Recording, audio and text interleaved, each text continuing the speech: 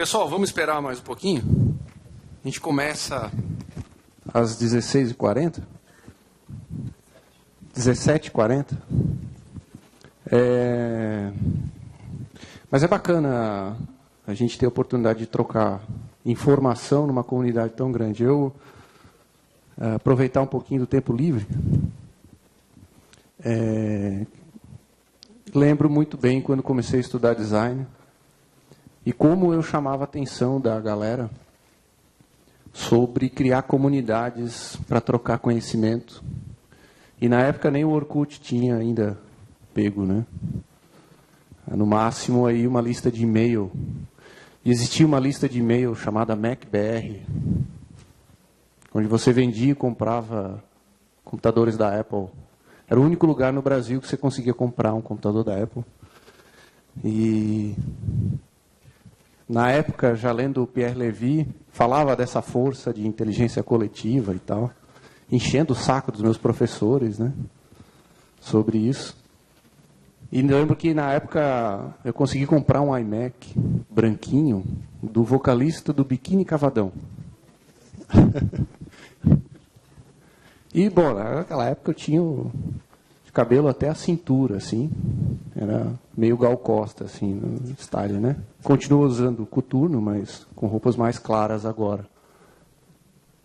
E aí eu encontrei ele no hotel, e aquilo me marcou muito no aspecto de user experience e gestão de marcas, né? Porque eu cheguei lá, encontrei o vocal do Biquíni Cavadão, e ele estava assim, tipo, pô, eu sou vocal do Biquíni Cavadão, tá ligado? Eu não estava nem aí pro cara, eu não curtia a banda dele. E o cara, comecei a negociar com ele e tal. Queria saber o que ia fazer com o iMac. O iMac era um negócio raro no Brasil, então você tinha que escolher bem para quem ia vender. E eu tinha aquele iMac, o Abajur, vocês lembram dele?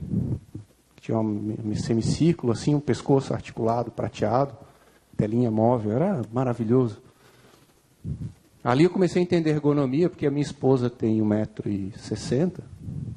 Então eu ia usar, eu puxava ele para cima, né? Eu ia usar, ela puxava ele para baixo. Só que ele começou a ficar lento para navegar na internet, porque começou a ter mais vídeos na internet. Eu falei, vou comprar esse iMac do cara do Biquíni Cavadão. E aí, ali, conversando com o cara, ele assim, pô, nós estamos aqui conversando sobre o iMac e tal, por que você não sabe que eu sou vocalista do Biquíni Cavadão? Aí eu falei, não, eu sei, mas para mim a coisa mais interessante é o teu iMac. Aí ficou meio chateado, assim.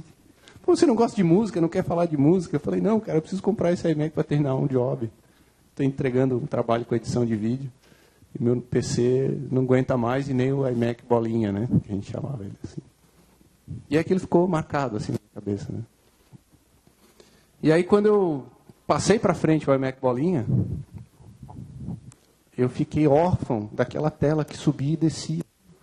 Porque toda vez que eu ia usar, eu só subia a tela e não ficava com dor no pescoço. Eu ficava assim, né, para ver e tal. E ali começou um pouquinho o interesse. Por que as coisas são legais e por que as coisas são chatas, né? Como designer, eu sempre tentava entender, né, o que faz uma pessoa ficar na fila para o lançamento do iPhone, né? Por que isso é legal? E por que estudar para a prova é tão chato? E tão difícil? Né? E daí eu comecei a entender um pouco mais essas relações e me aprofundar mais no design. E quem tem estudado aí conhece o Csikszentmihalyi e sabe que hoje ele fala da teoria do flow, que explica por que as coisas são legais ou não. Bem, isso foi só um preâmbulo para conversar um pouquinho com vocês. Eu sou o Wilson, sou designer. Antes de estudar design, eu fiz mecânica. Tenho uma visão bem positivista, estruturada do mundo. E acredito que design é método. Sou da escola antiga de design. Fiz design gráfico com design multimídia à distância. Fiz mestrado em design. Estou terminando o doutorado em engenharia do conhecimento. E sempre fui apaixonado por design e educação. Por que Design de experiência para a Disney e para o Cirque du Soleil funciona e para a educação não.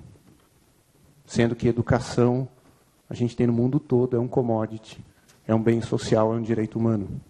E a Disney não. A Disney legal é uma só. Apesar que tem na China, mas você só quer ir para aquela lá nos Estados Unidos. Então, veio trazer esse assunto para vocês, que é um assunto que vem dessa jornada. Como é que o Design Thinking pode auxiliar a formação de professores? Tá? Esse é um papo. E aí eu pergunto para vocês, quantos designers na sala? Quantos profissionais da área criativa? Design, publicidade, área criativa. Educadores, professores envolvidos com educação. Quantos decisores, empreendedores, donos de empresa? Quantos já pegaram Uber? WhatsApp? Netscape Navigator? MSN lá, o chat? Lembram?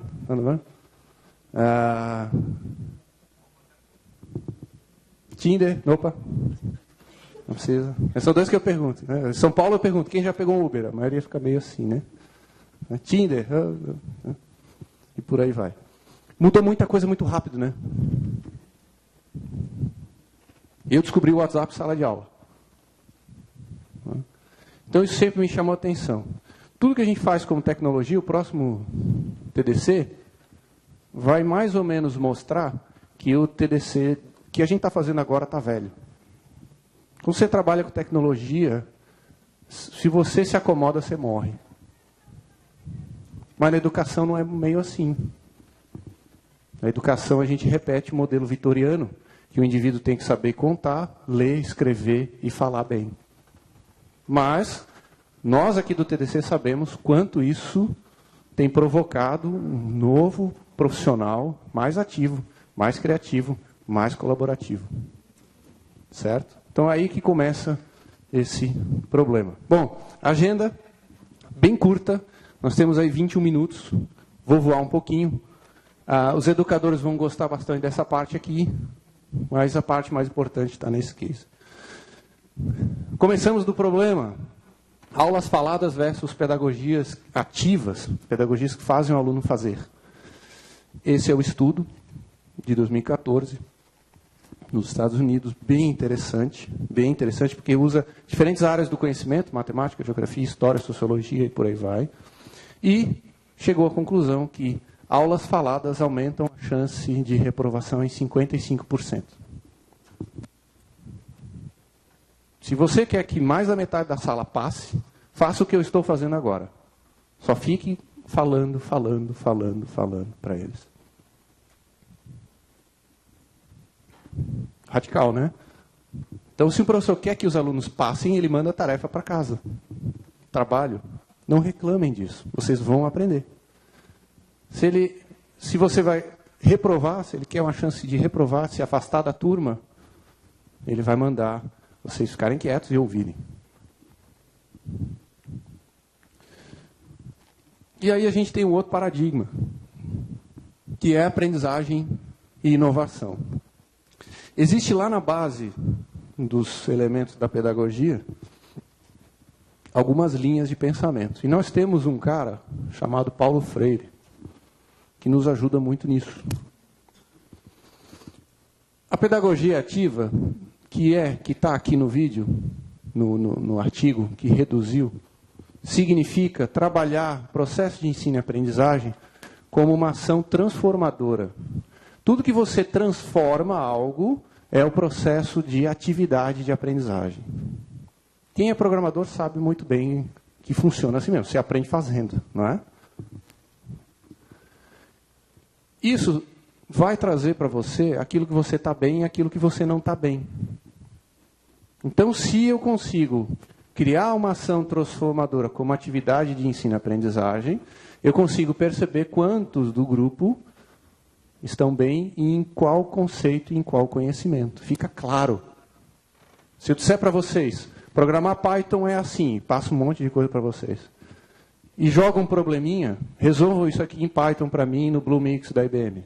Agora, eu vou saber exatamente em que momento cada um de vocês tem um conhecimento aprofundado ou não. E posso, a partir daí, ter estratégias de aprendizagem. O conhecimento consiste em processos operativos que transformam o real, o hoje. Sabe quem é que vive assim? Olha a ironia, as startups. Se você não tem um bom pitch que fala sobre o hoje, sobre a situação real, você não consegue ter uma aceleração. E está lá na pedagogia, tá? Isso aqui é mais velho que andar para frente. E a remanipulação de experiências tanto representativas, códigos, fórmulas matemáticas, quanto motoras. A fórmula matemática acontece fazendo. Pessoas transformam o mundo. Aí já começa a acender uma luz. Por que esse assunto está dentro da trilha do Design Thinking? Novos paradigmas. Quando eu comecei a estudar, minha mãe falou, meu filho, vai estudar porque você vai ter um diploma, você vai ter um emprego. Aí veio a crise de 2008 e quebrou tudo isso, né? Acabou. Tempo para captar $1 bilhão na Bolsa de Valores. As típicas 500 empresas, a IBM está ali dentro. 20 anos para valer $1 bilhão. Google, 8 anos. Você sabe como começou o Google? Um TCC. Eu conto essa história mais para frente. Facebook, 5 anos. Tesla, 4 anos. Uber, 3 anos. WhatsApp, pouquinho mais de 2. Snapchat, 2 anos. Oculus Rift, 18 meses. Opa. Quanto tempo leva uma graduação? 4 anos. Será que ter o diploma garante o emprego? É verdade? Não é mais. Tá? Não é mais. Eu costumo dizer lá em casa, nós temos um filho de 1 ano e 8 meses, que o curso de graduação que ele vai fazer não existe ainda. Porque quando eu comecei a estudar design, todo mundo achava, mas é engenheiro mecânico ou é arquiteto? Né? Era o bicho grilo. Então, gente, isso aqui mudou. E isso aqui está batendo na porta da escola. Isso aqui está batendo na porta da universidade. E com força. E a universidade não pode mais continuar desse jeito. A escola não pode mais continuar desse jeito. Apesar de terem todas as bases conceituais que a gente já viu aqui. Outro paradigma que queria trazer para vocês. Os unicórnios, por tipo indústria. Game e entretenimento. Gente, quando eu comecei a estudar design, jamais imaginaria que alguém aceitaria fazer um curso de graduação de games. Jogo é coisa para o cara que quer ficar brincando. Esse era o mindset da realidade. Computação em nuvem, menos ainda. O Windows era a coisa que mais estava na frente. Software e serviços, 14%, e-commerce, 11%. Quais são as universidades que te formam para essas verticais? Quais são os cursos no mundo hoje que te dão essa base? Por isso esse evento aqui. Esse evento tem mais relevância para o mercado do que um diploma. Percebem isso? Se a gente conseguisse transformar cada trilha em um e-book e cada palestrante num microvídeo, nós teríamos um curso no Coursera ou no edX. Não é verdade, Solino? Muito mais relevante, o pessoal pagaria muito mais. Quer saber? Faz de graça. Deixa o TCC virar uma startup e traz uma aceleradora. Vai fazer dinheiro. Mas tem inovação na educação?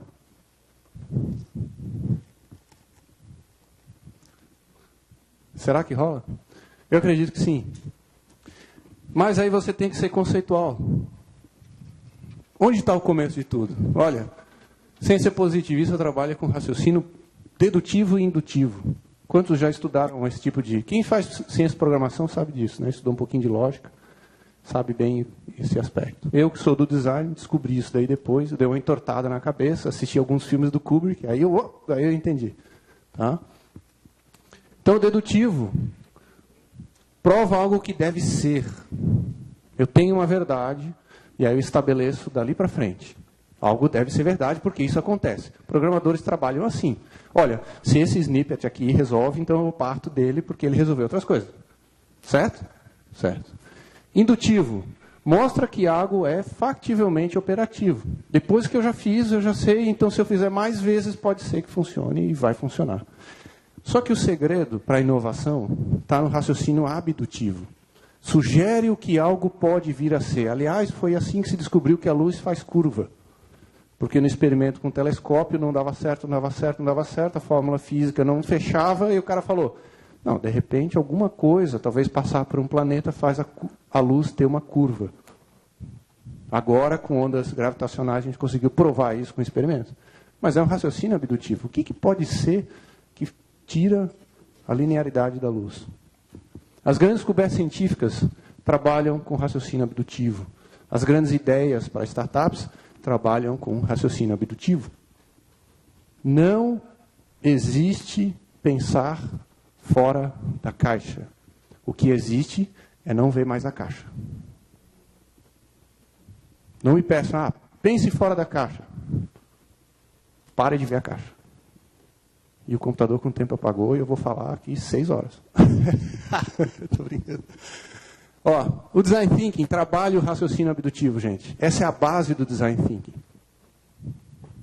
Essa foi a primeira coisa como designer que eu descobri e que eu consegui criar ponte para a educação.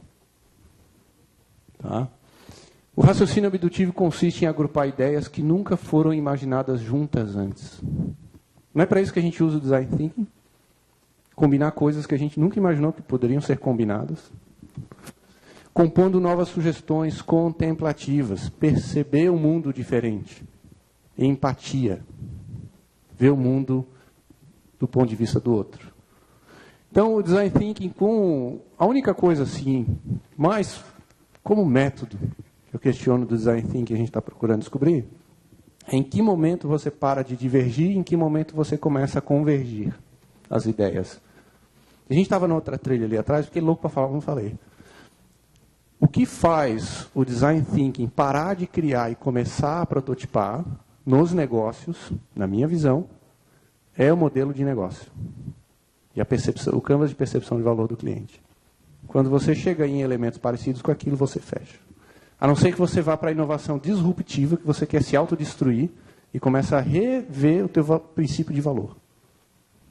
Aí você cria um negócio tipo Uber, que fere a lei.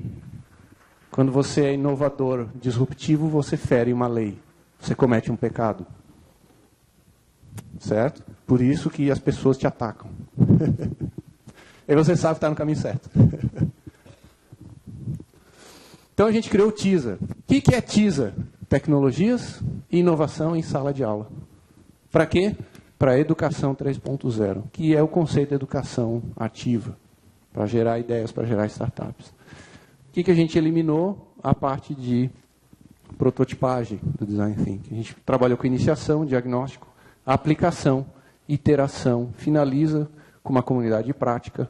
Os professores têm uma nova ideia em planos de ensino para inovação. Ensina o professor a avaliar a inovação junto com o conteúdo. 2 cases que aplicamos, e quando eu falo aplicamos, nós da equipe da Teltec Solutions, é uma integradora de TI, Gold Partners da Cisco, onde eu tenho o prazer de trabalhar. E também é Gold Partner da IBM com Cloud Computing, né? O Ligori teve outro dia aí com a gente, né, na nossa inauguração. E a gente estudou 2 lugares especiais para aplicar o TISA ano passado. O primeiro foi na ENIAC, em Guarulhos, 8.000 estudantes, multinível, ensino fundamental, médio, superior, pós-graduação e educação à distância. Um grupo de 20 professores, totalmente heterogêneo, professores da creche com professor do EAD, imagina o rolo, né? E a gente fez a aplicação da oficina. O resultado é demais. São 4 dias imersivos, 4 dias de oficinas, mais 60 dias à distância. Eles aprendem a montar estratégias de ensino-aprendizagem em grupo. Esse é o Rui, o sócio, filho do fundador da ENIAC, que participou de todas as oficinas. Condicionante obrigatória do TISA. Algum dos donos tem que participar. para que o professor seja empoderado.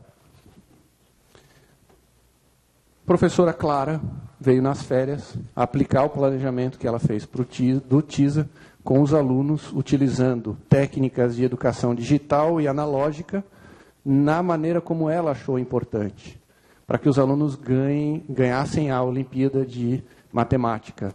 Resultado, ganharam a Olimpíada de Matemática. E o Rui esteve lá, porque ele foi pessoalmente entregar a chave do laboratório, porque ele não acreditou que um professor queria trabalhar nas férias. Isso foi uma mudança profunda, né?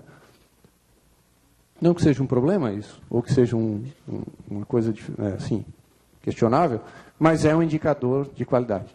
Uma pessoa está engajada, existe empatia, ela quer estar junto. Tá?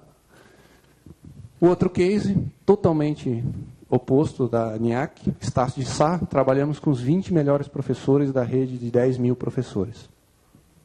3 doutores em educação com livros publicados na área. Prova de fogo. É bom mesmo isso aí, meu irmão? Então vamos ver. Lá no Rio de Janeiro. Ficamos 4 dias lá na Educare. Resultado, o ambiente deles tinham todas as tecnologias de última geração da Estácio. Todos os recursos que vocês imaginam.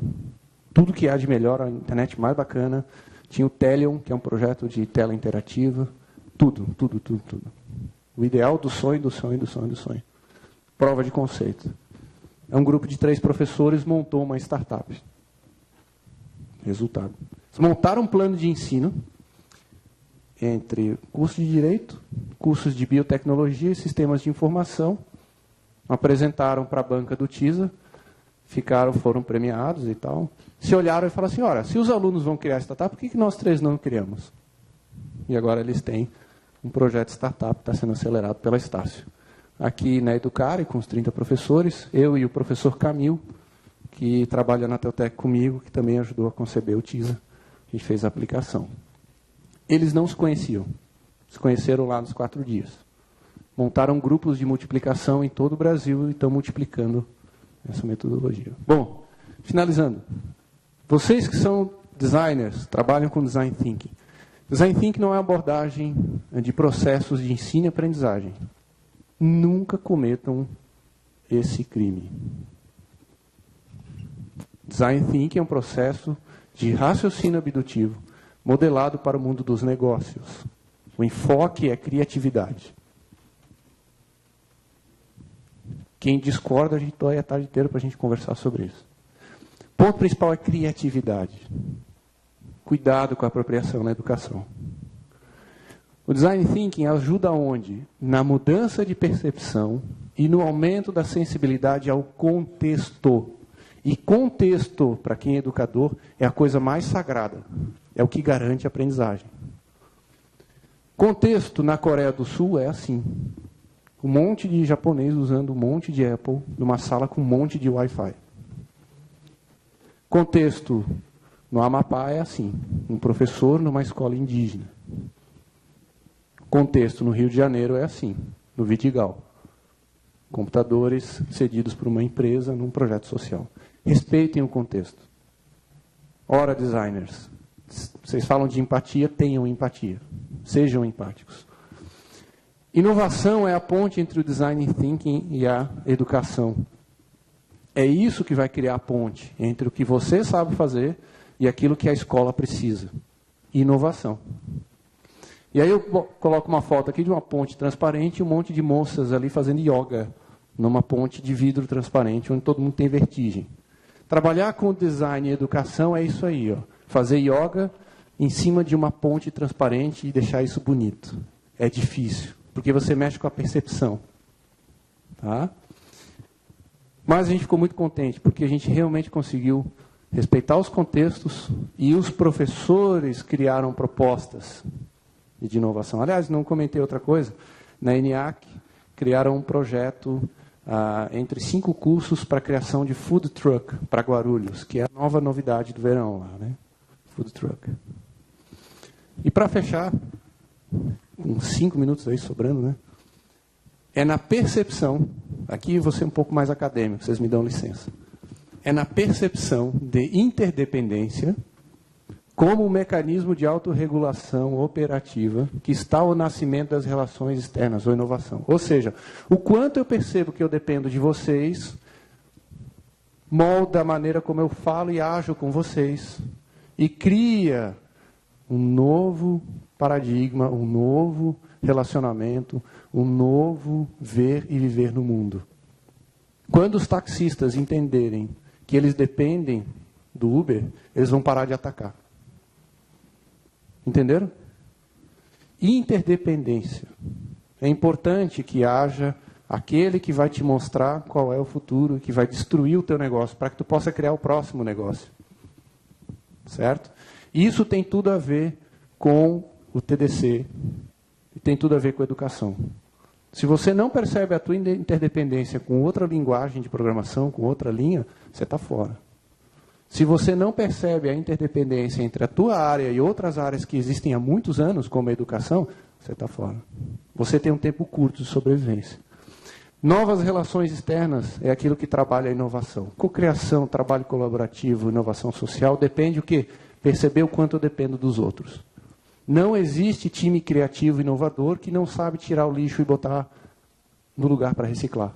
Porque lá fora não existe. Eu sou interdependente. Esse é o maior erro.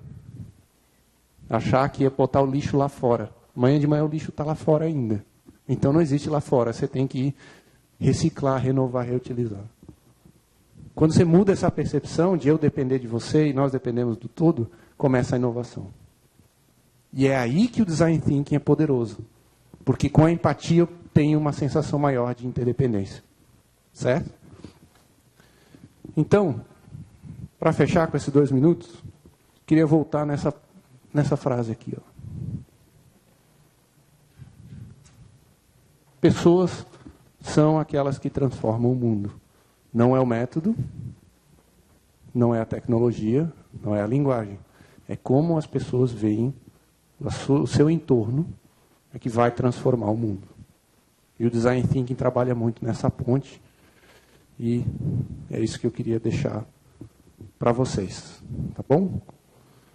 Meu e-mail está aqui, wilson@teutec-solutions. Fico à disposição para a gente conversar mais. A gente tem 1 minuto e 44.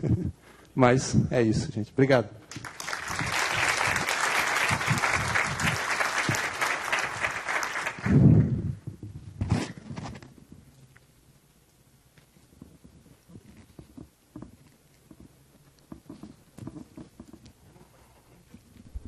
Alguma pergunta, pessoal?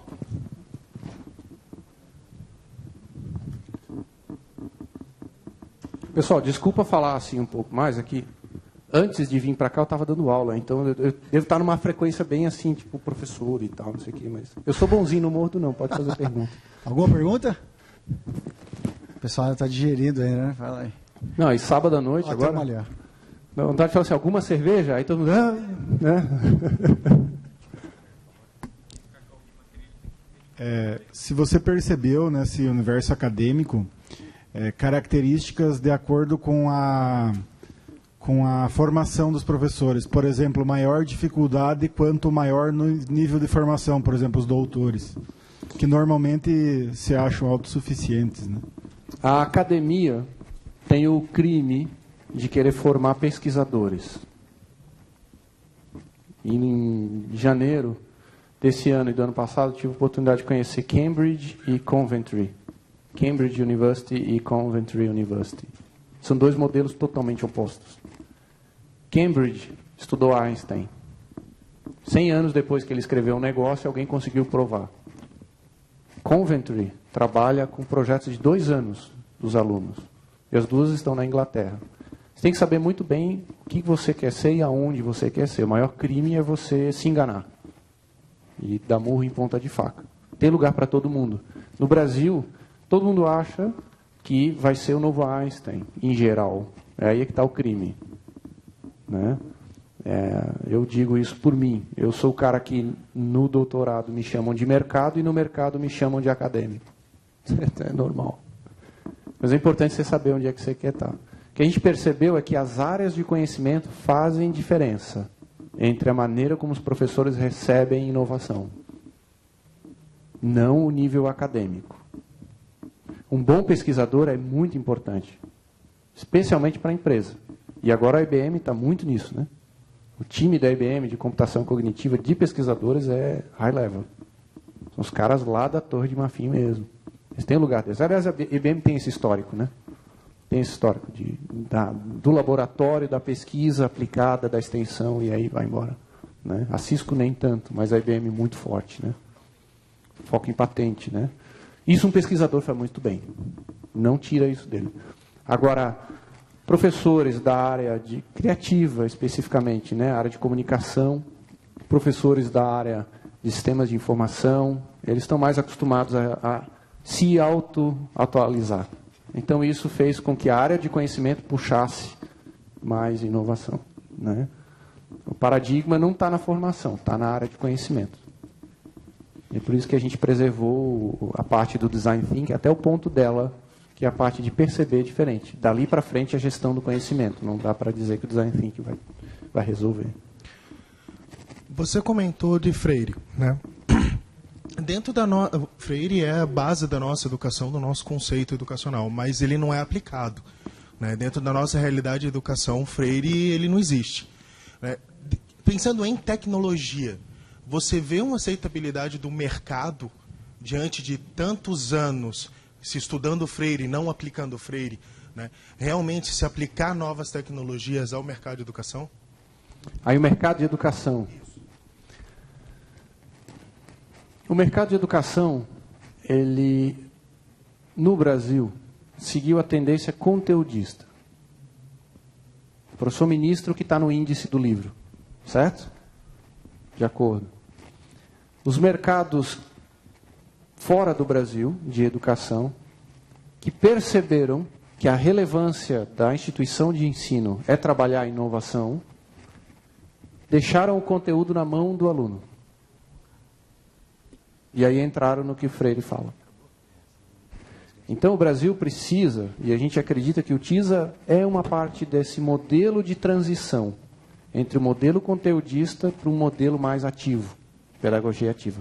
O bom é que nós temos cases no Brasil que são muito próximos daquilo que Freire fala. A gente tem bons exemplos. Não são muitos, mas a gente tem bons exemplos. E, de novo, assim como a educação à distância era feita por pessoas que pensavam diferente, a pedagogia ativa é feita sempre por um grupo de pessoas que pensam um pouquinho diferente. Não vai ser a maioria. Você vai ter uma restrição muito forte. Contraponto. Dá trabalho. Dá trabalho. Dá muito trabalho. Ainda bem que tem computação cognitiva que vai ajudar a gente a processar a avaliação qualitativa. Ainda bem. Porque se fazer uma prova ou uma avaliação prática, qualitativa, com análise de discurso, analogicamente, é punk. Quanto tempo leva para corrigir a redação do Enem? E quão assertivo é a correção do Enem? Tá vendo? Você quer que o cara construa o mundo? Quer? Aí ele escreve num texto. Beleza, e depois para corrigir. Tem que ter 3 caras para corrigir. Não pode ser um só. Então, o que Freire coloca vai contra a massificação. Qualidade de educação não é massificar. Toda vez que você massifica, você perde qualidade. É o paradigma da Revolução Industrial, né? Quanto mais escala, você perde qualidade. Ponto. E o que a gente tem visto nos mercados, e também no mercado da educação, é que o agora é mais importante. O aluno tem que construir o futuro. A ENIAC é uma instituição que não tem mais, pelo menos nos cursos técnicos, sala e professor. Você vê o nível de maturidade que aquela instituição tem. A Estácio ainda tem, mas ela tem nichos, né, e até o Startup Now para fazer essa adoção. A ENIAC já está um pouquinho mais na frente. Também tem 8 mil alunos, a Estácio tem mais de 500 mil alunos. Então, sempre tem um paradigma. O mercado vai ser feito pelas pessoas, de novo. Né? O pessoal cita Singapura, né? Tecnologia. Cara, Singapura, em 99, já tinha todos os dados sociais em servidores. RG, CPF, tipo sanguíneo. 99. Por isso que tem Smart Cities lá. Você vai aqui no Brasil, você tem quantos por cento que tem água atrás de esgoto e tratado? Você tem que entender o contexto. Né? Wilson, mais uma pergunta aqui, rapidão. Wilson, tu tem algum material que tu recomenda introdutório de Design Thinking para quem não é da área? Por exemplo, eu sou programador. Por onde eu poderia começar? Tu podes ir atrás, especialmente de educação, em Design Thinking para educadores. Tá? E se você der uma vasculhada no Google ou no Google Acadêmico sobre Design Thinking, você vai achar muitas coisas boas. Tem o livro do Tim Brown, que é o Design Thinking, que é fácil de comprar usado até. Mas eu recomendo já ir para o Design Thinking para educadores. O Design Thinking já teve um amadurecimento. Mas, de novo, Design Thinking é uma técnica criativa. Vai te ajudar a pensar diferente. É bem bacana nesse sentido. O que a gente tem construído é o caminho dele para a educação, que é mais complicado. Como é que você aprende fazendo, inovando? É difícil, é mais difícil. Gilson. Muito bom. Mais alguma pergunta, pessoal?